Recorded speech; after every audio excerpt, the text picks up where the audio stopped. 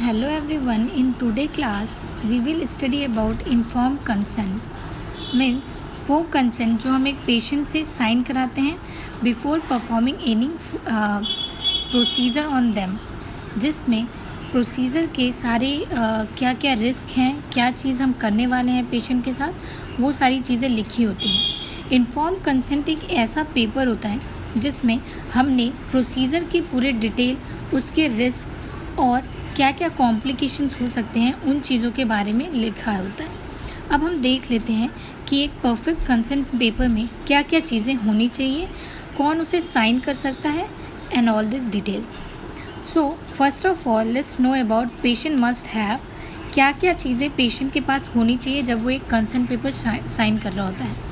Appropriate mental capacity, जो patient consent paper के बारे में सुन रहा है, जिसको डॉक्टर बता रहा है, वो पर्सन पेशेंट कैसे हेल्थ में होना चाहिए जब उसे कंसेंट पेपर के बारे में इन्फॉर्म किया जाता है या उसे साइन लिया जाता है तो उसकी मेंटल कैपेसिटी जो होनी चाहिए वो अच्छी होनी चाहिए।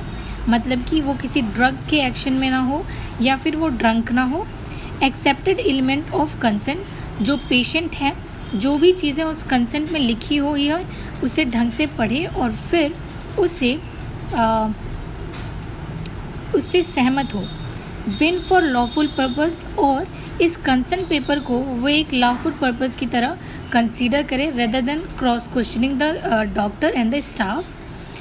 नेक्स्ट है हु कैन साइन, तो कौन कौन ऐसे पर्सन होते हैं पेशेंट के लाइफ में जो इस पेपर को साइन कर सकते हैं। Must be over age of majority, मतलब कि जो भी मेजॉरिटी एज है हमारे कंट्री की वो क्रॉस्ड होना चाहिए। मतलब पेशेंट जो है वो अगर 18 प्लस है तो वो अपना कंसेंट पेपर खुद साइन कर सकता है। स्पोसेस, मतलब उनके हस्बैंड वाइफ। इमेंसिपेटेड माइनर्स, या फिर इमेंसिपेटेड माइनर्स जो हैं वो भी अपने कंसेंट पेपर को साइन कर सकते हैं। अब हम देख लेते हैं कि एक कंसेंट पेपर में क्या क्या चीज़ें होनी चाहिए। सबसे पहले authorisation clause, permit health care giver to perform procedure. सबसे पहले जो हमारा इन्फॉर्म कंसेंट होता है वो जो डॉक्टर है या भी जो भी हेल्थ केयर वर्कर है जो उस प्रोसीजर को परफॉर्म करने जा रहा है उसके लिए परमिट्स होनी चाहिए उसमें।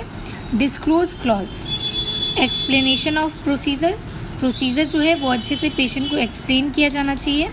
Risk to include possibility of death, क्या क्या रिस्क हैं उस प्रोसीजर की वो चीज़ें हमें पेशेंट के रिलेटिव्स को, उनकी फैमिली को और पेशेंट को बतानी होती है। Benefits of having procedure perform, और इस प्रोसीजर से क्या क्या फ़ायदे होने वाले हैं पेशेंट को, वो सारी चीज़ें भी लिखी होनी चाहिए। अल्टरनेटिव, अगर पेशेंट ये प्रोसीजर नहीं कराना चाहता है तो ऐसे कौन से प्रोसीजर हैं जिनको वो कंसीडर कर सकता है, वो चीज़ भी उसमें लिखी होती है कंसेंट में और लिखी होनी चाहिए।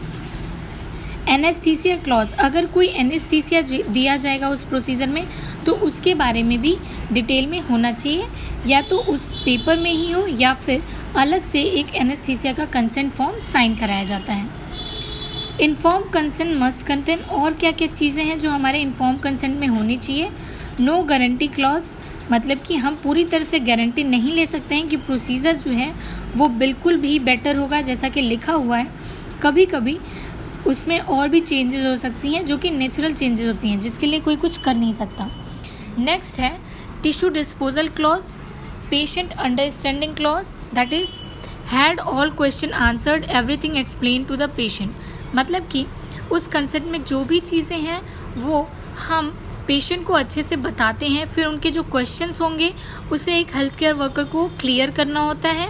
सारी चीज़ें पेशेंट को बिल्कुल क्लियर होनी चाहिए। अब हम देख लेते हैं सिग्नेचर क्लॉज में क्या क्या चीज़ें होती हैं। तो पेशेंट के सिग्नेचर या मार्क, मतलब कि उनके थंबप्रिंट्स। विटनेस, मतलब कि उनके फैमिली का एक पर्सन जो साइन करेगा। अब हम कुछ ऐसे लॉज के बारे में डिस्कस करेंगे जो स्पेसिफिकली रेडियोलॉजी डिपार्टमेंट के लिए है। फर्स्ट ऑफ ऑल है रेडियोलॉजिकल टेक्नोलॉजी एक्ट, जो कि 1974 में लागू हुआ था। Caliph code of regulation title कहते हैं इसको। नेक्स्ट है हमारा health insurance probability and accountability act, जो कि 1996 में लागू हुआ था और इफ़ेक्टिवली उसे 2003 में फॉलो किया गया था। जिसमें जो भी पेशेंट की प्राइवेट इन्फॉर्मेशंस होती हैं या पर्सनल इन्फॉर्मेशन होती हैं उनको सिक्योर करना होता है।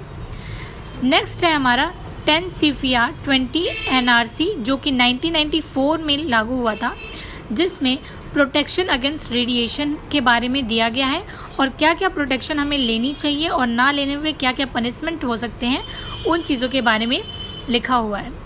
नेक्स्ट है हमारा मेमोरोग्राफी क्वालिटी स्टैंडर्ड एक्ट जो कि 1992 में फॉर्म हुआ था और उसको रिन्यूड किया गया था 2003 में। नेक्स्ट है हमारा patient consumer radiation health and safety act जो कि 1981 में लागू किया गया था। इसमें क्या चीज़ें हैं, national education and credentialing standard for RT training, मतलब किस तरह से एक रेडियोलॉजी टेक्नीशियन को ट्रेंड करना है, एजुकेट करना है उन चीज़ों के बारे में। कंप्लायंस वॉज वॉलंटरी, किस तरह से हम वॉलंटरी को किन किन बेसिस पे सेलेक्ट करेंगे।